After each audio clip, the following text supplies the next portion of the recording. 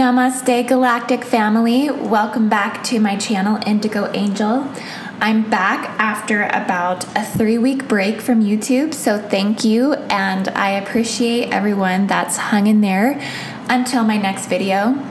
If you're new, welcome to my channel, and if you'd like to continue to receive my videos, hit the notifications bell.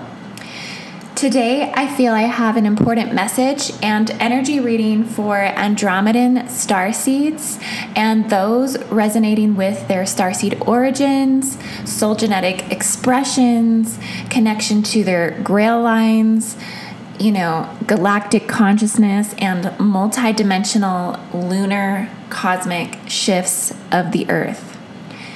Now, if you resonate Andromedan, you will have natal alignments throughout your chart, anywhere from 27 degrees Aries to 16 degrees 40 Pisces. I give it this vast range because I'm merging Andromeda's tropical position with the position of the lunar mansions. So we are basically right within range of these activations right now, and we should further expect Andromedan alignments April 3rd through May 3rd. So giving a spectrum of which one can feel Andromedan crystal seed forms of galactic resonance, galactic consciousness, harmonizations, integrations, tones, electromagnetic frequencies within the body, gamma frequency, beta, delta, theta, all of these different types of electricities, which actually break down into an entirely more quantum perception, more so than that, because you have static distension, you have magnetism. There's all different types of electricity categories within the gamma ray itself. It's basically just attuning to multi-dimensional perceptions of radial light consciousness within your awareness, within your embodiment of spirit and source consciousness. Andromedan galactic resonance comes in what I like to call wave infusions, and I begin to kind of feel these alignments about a week or two before they occur. I start going through transmissions and healing codes. I start having lucid dreams. Over the last couple of weeks, I think that I have woke up lucid dreaming to ascending to the Andromedan galaxy. So it's been very visual for me. And I have been also having, conscious participation in those dreams. So I feel that Andromeda's message from its metagalactic core is that of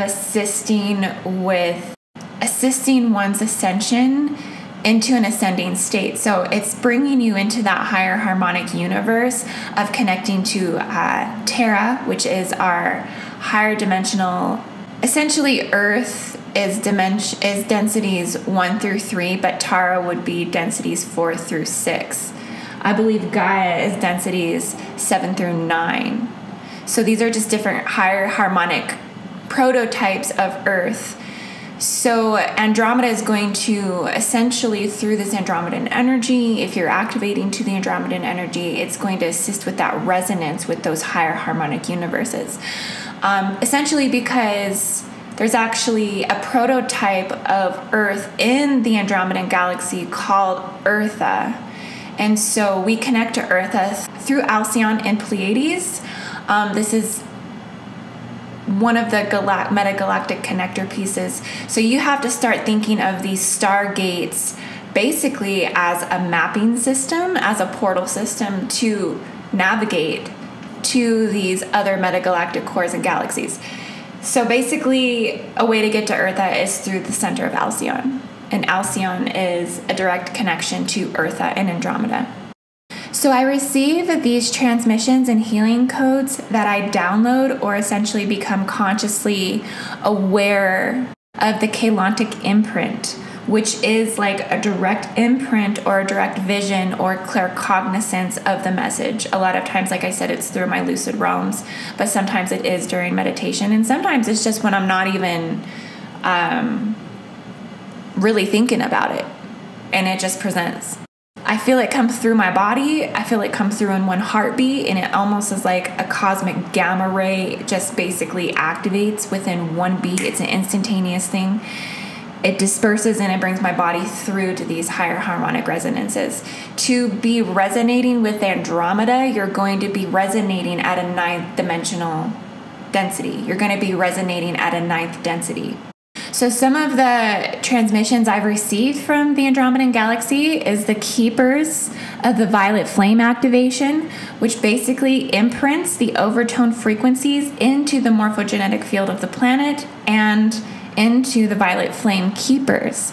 So the keepers would be those holding this harmonic transformative awareness of this specific light ray intelligence. Those with that will pick up on this activation, which activates and awakens more memory of divinity within and the DNA. And, you know, from there, it's activating past incarnations and connections to your grail lines in the root races. And ultimately, we start to integrate all of the pieces of the puzzle, which basically we're putting this puzzle together of our entire timeline of our existence on Earth.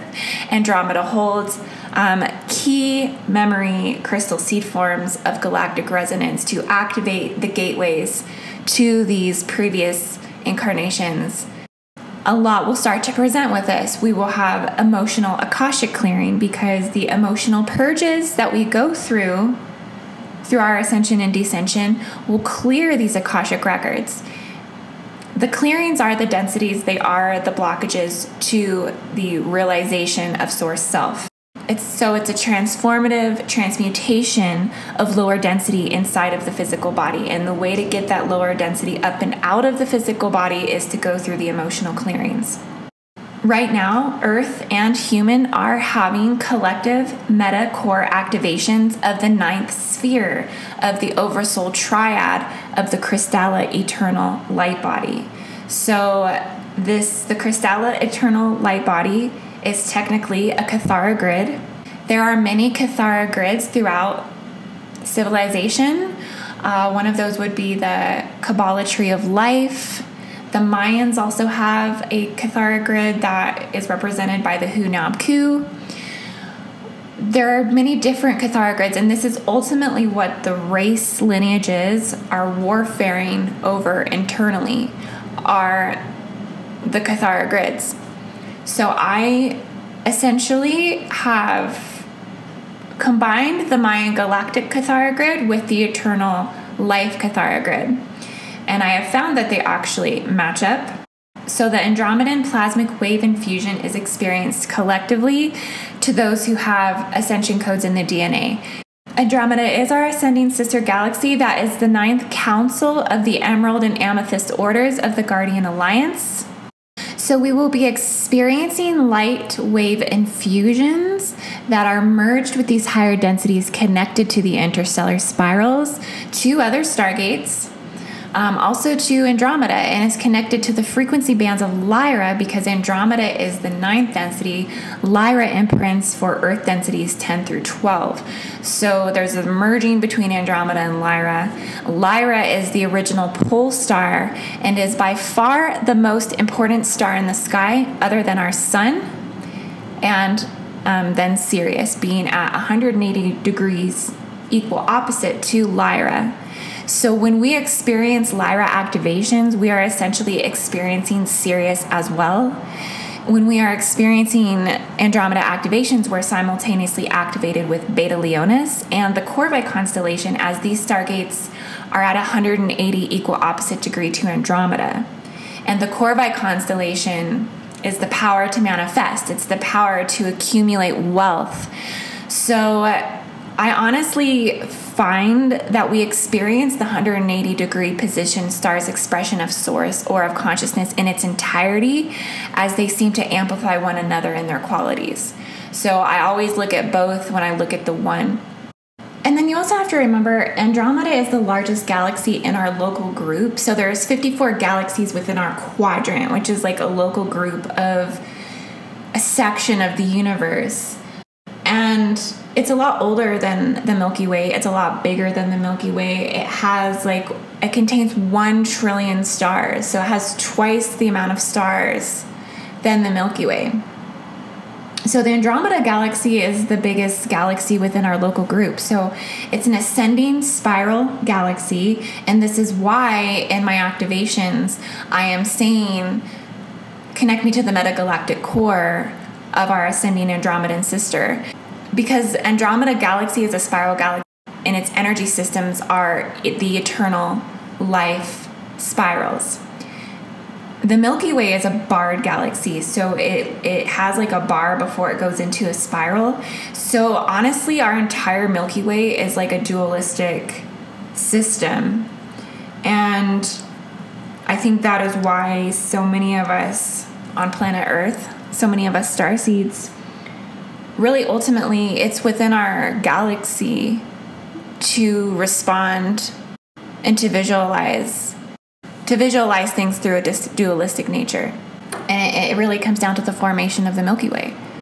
I love the Milky Way. I'm not knocking the Milky Way, but it is a barred galaxy. And so it leaves me to only believe that the reason why we struggle with duality as an existence on planet Earth is because of the shape of our own galaxy. Like our galaxy's consciousness is dualistic. Our galaxy's consciousness is dualistic. So how does one really escape that? It almost makes Earth like a prison planet, a prison planet of duality. And why I'm always expressing in my activations or my videos to connect me to the metagalactic core of our ascending spiral galaxy Andromeda is because Andromeda is basically twice the size of the Milky Way. It's twice the number of stars. It contains 1 trillion stars. It is the largest galaxy in our local group. So basically, they've taken the universe and they've sectioned it off. 54 galaxies within our configurations of space. And there's 54 galaxies in this quadrant. They call it the local group. We do have another large galaxy that no one is talking about. It's called the Triangulum Galaxy. These are older galaxies with older, wiser stars within their galaxies. Andromeda is a spiral galaxy, so it is an ascending galaxy. It's basically has the eternal life spiral as its metagalactic core of consciousness. Galactic quantum overrides planetary quantum overrides human quantum. Do you see the flow here? We are also aligned perfectly to the Mayan 10th lunar moon, which the Mayans were a galactic civilization. And the next time cell that's coming into place here is the planetary moon of manifestation, which is April 4th through May 1st. This next time cell from April 4th through May 1st will be about perfecting, producing, and manifesting because, like I said, we're also feeling the Corvi Constellation and the Beta Leonis with that 180-degree equal opposite, which is the star of manifestation and accumulating wealth. So this activates within that Andromedan alignment as well, and it comes through Lyra and it comes through Sirius. And this next time cell will be about perfecting, producing, manifesting, and anchoring the higher densities, anchoring in the anti-particle versions of ourselves, the anti-particle versions of ourselves being the elemental bodies in the dark matter templates. This is essentially the invisible self of the higher densities. This is your counterclockwise spin, taking you from clockwise of 12 dimensions of physical matter. 13, you start to go counterclockwise in your Merkabic fields. So this is assisting the evolution of our destinies. And all of these densities equally run through the Earth's grids, forming frequency bridges to establish higher and lower dimensional Merkaba field spirals, creating these pathways of interdimensional, interstellar Merkaba field spiral alignments that run through the higher dimensional fields of Lyra Andromeda, Andromeda's galactic core, Orion's metagalactic core, Arcturus, Sirius, Pleiades, Alcyon, and then through our solar sun into the Merkaba spins of Earth, parallel Earth, and inner Earth. These are called stellar spirals that bear the name of the star system through which it flows and then carries within its energy field the light spectra and frequency bands embodied within that star. And that's essentially how, on a quantum mechanic level, how we are integrating these cosmic energies is through these gateways. So highly activated Andromedan energy, and I'm going to do a transcendence and rejuvenation reading for the 10th lunar Mayan time cell. And I'm going to read the energy for the Andromedan hearts. So basically we can bring the shadow into the light and transmute the density. And we'll just see where the current ascension and descension energies are so we can transmute the bullshit and shift into the alignment with the stellar spirals of our ascending sister galaxy. Okay, so the top row is going to be the oversoul aspect. It's going to be the Akashic self, and it's going to be the galactic self. The lower row is going to be the human expression of these energies, and then I also have the physical, the mental, the emotional, and the spiritual, and then where we need to transmute these energies. Andromeda Starseed. So basically you want to look at the reading as like a snapshot of the Andromedan collective soul genetic expression. Okay, so on a human aspect, I have the Page of Wands here. This is an earth elemental. This is definitely grounded in your physical foundation, but there are a lot of emotions that are stirring up right now. There have been a lot of uncertainties. You've been having to take a lot of action in your physical reality right now. You've been feeling like there's some type of warning that your higher self has been trying to tell you. I'm picking up on this 10 of Wands, which is in alignment to the galactic center. It is...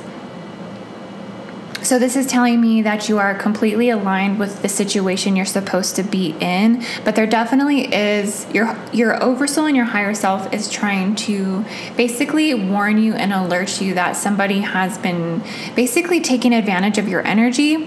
And it's basically like you keep being given these tasks, and then once you complete them, you're given more and more tasks, and there is no appreciation for your energy exchange, and you've been feeling very suspicious about this. You feel that you're making progress and that you're having these small changes, but it's just slowly, it's such a slow progression that you feel that your defense systems are weakened, and the oversoul is trying to tell you that your intuition is correct on that.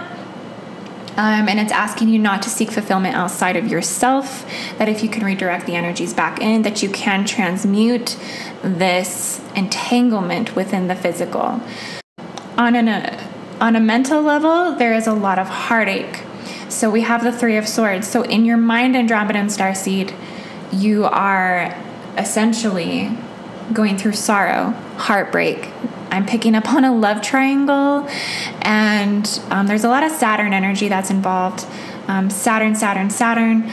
It looks like the parental you is coming in to say, let's wake up here, because this sorrow is rooted in the karmic past, and there is an intense need within your conscious awareness to surrender and let go of the pain, because there are new ideas that are sprouting, but it's like every time the new idea sprouts, it gets pushed back under regret, loss, and basically you're just distancing yourself from entering in to clearing the Akashic records of the past. So in order for you to clear these karmic past entanglements, you have to enter into the emotion to release that. The oversoul is saying with the Eight of Swords that whatever this sorrow is rooted in, it's ultimately rooted in scandalous love. There was a love triangle is what I'm picking up on, and there's just a lot of like scandalous things about this situation. And I'm picking up on Aldebaran and Alcyon.